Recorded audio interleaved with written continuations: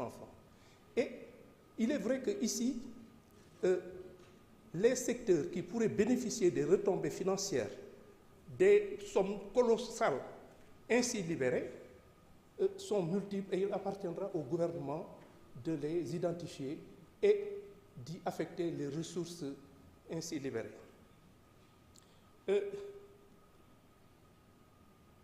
En dehors de cela, j'ai été interpellé sur un certain nombre de questions sur lesquelles je m'efforcerai de répondre de façon exhaustive.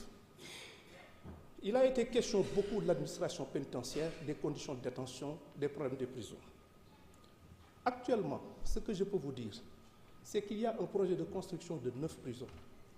J'ai l'habitude de le dire en tant que militant des droits de l'homme, que quand une société qui se veut démocratique se permet d'envoyer certains d'entre ses membres pour des raisons tout à fait justifiées en prison, je crois que la moindre de ses responsabilités est justement de devoir organiser des conditions décentes pour les accueillir dans un environnement qui préserve leur dignité.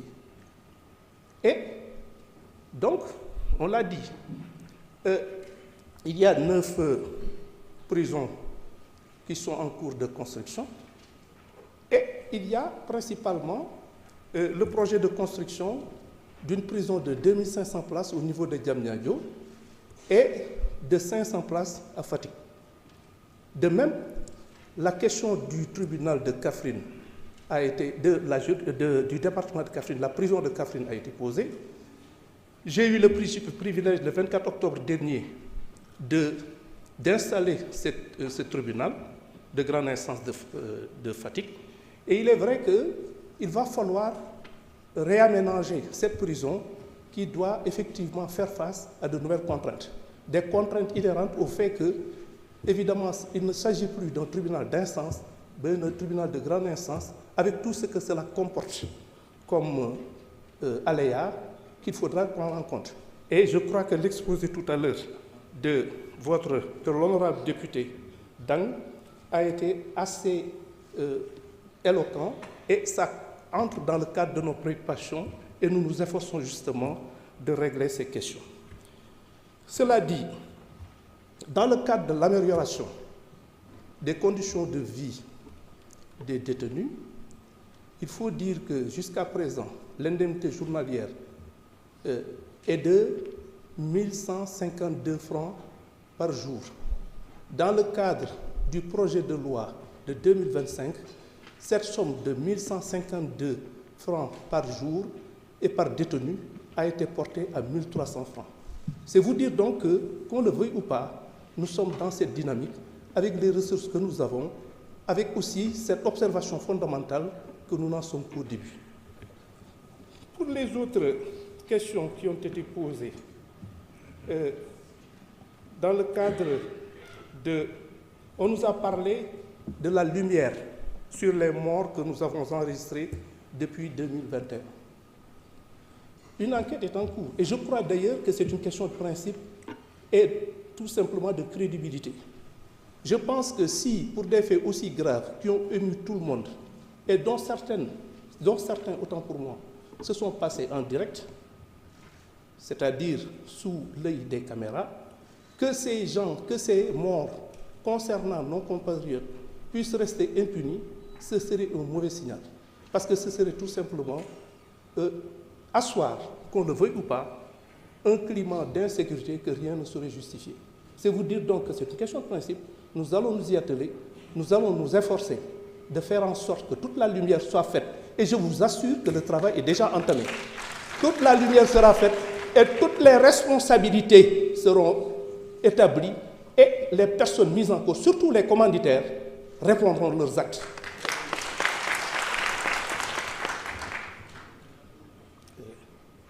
C'est vrai que beaucoup de questions ont été posées sur des procédures en cours, dont également l'affaire concernant Didier Badji et l'autre, ce qui veut dire que Fulbert Sambou, excusez-moi, Fulbert Sambou, cette affaire est en cours d'instruction. C'est-à-dire qu'à l'origine, il a été ouvert une information pour recherche des causes de la mort, mais c'est une priorité également. C'est une question prioritaire. Il va falloir déterminer les conditions dans lesquelles ces honorables gendarmes ont disparu et faire montre de la même détermination pour que les commanditaires et les exécutants de cette ignoble besogne puissent répondre leurs actes de la façon la plus rigoureuse.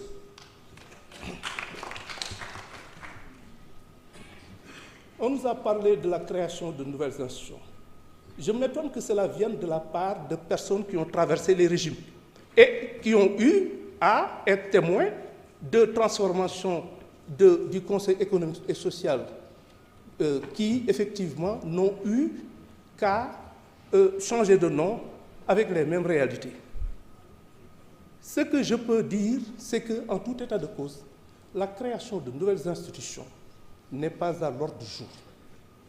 Parce qu'on a d'autres priorités, on a d'autres impératifs que nous nous efforcerons de respecter au mieux des intérêts des Sénégalais.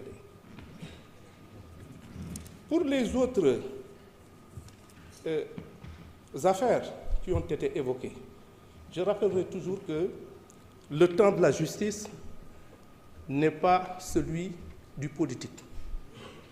Mais encore une fois, toutes les affaires qui méritent de trouver une solution au mieux des intérêts de la République, toutes ces affaires feront l'objet d'un traitement particulier. J'ai été interpellé sur, en particulier, un certain nombre de questions, notamment le cas de la dame Mariama Sagna. Un honorable député a eu à poser son cas. Dans cette affaire, il y a eu 2 personnes qui ont été jugées. Il s'agit de Saliou Boy et Ousseynou Diop. Ils ont été poursuivis pour association de malfaiteurs, viol collectif, meurtre, avec usage d'un moyen de vol en réunion commis la nuit avec usage d'un moyen de locomotion. Cette affaire a été jugée par la chambre criminelle du tribunal de grande instance de Pikine-Guédiawaye le 2 janvier 2024. Et les accusés ont été condamnés à la réclusion criminelle à perpétuité.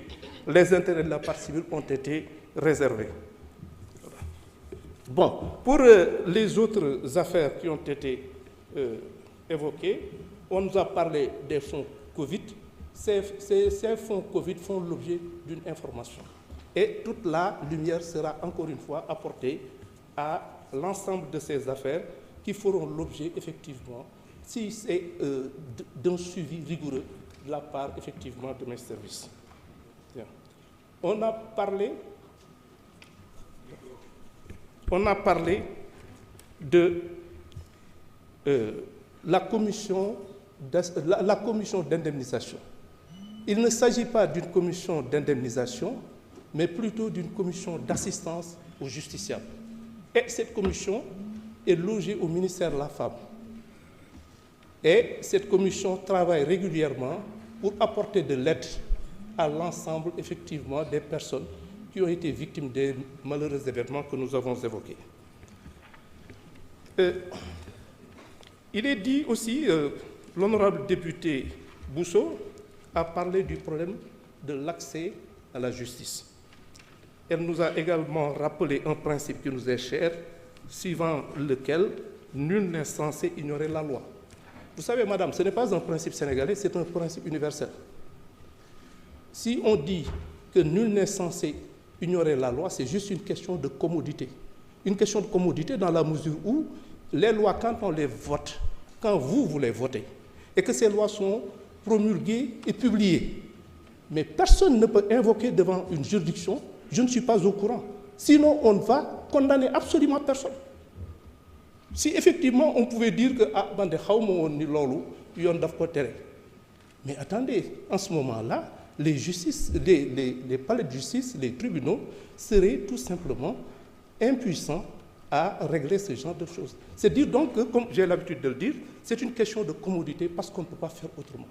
Évidemment, comme vous le suggérez, il y a possibilité de faire en sorte qu'il y ait une meilleure vulgarisation de ces infractions.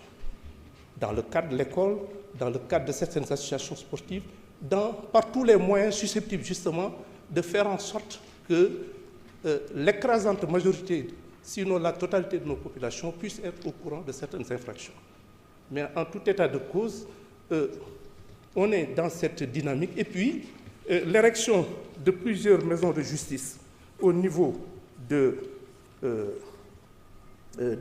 beaucoup de nos villes, comme par exemple à Dakar et dans les régions, qu'il y a effectivement, depuis 2006, le dispositif justice de proximité composé de 31 maisons de justice, dont les 6 à Dakar et 25 autres dans différentes communes à travers le territoire national. Elles permettent de rapprocher les citoyens de la justice et dans le cadre de l'installation de nouvelles juridictions et encore une fois, dans le cadre de ces maisons de justice, absolument rien, il n'y a aucun frais à s'acquitter. On n'a absolument il n'y a aucun frais de justice à libérer.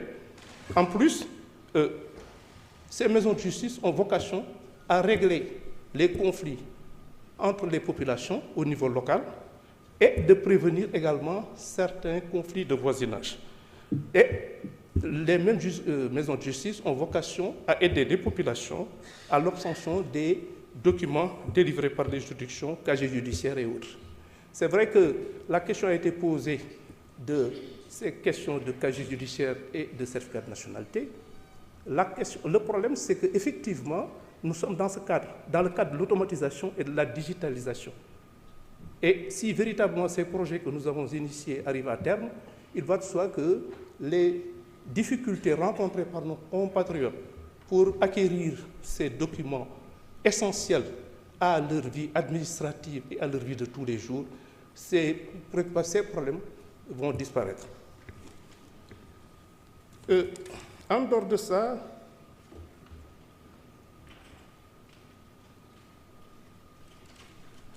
certaines autres questions ont été posées. Je m'étonne que le député ici de Keur Massar ait pu poser le problème de la juridiction de Keur Massar, que j'ai eu le privilège et l'honneur d'installer le 22 octobre dernier. Donc, le problème du tribunal d'instance de Keur Massar est réglé. C'est un tribunal qui a été installé par moi-même sous ma présidence le 22 octobre dernier et c'est un tribunal qui est devenu fonctionnel. De la même façon que 2 jours plus tard, le 24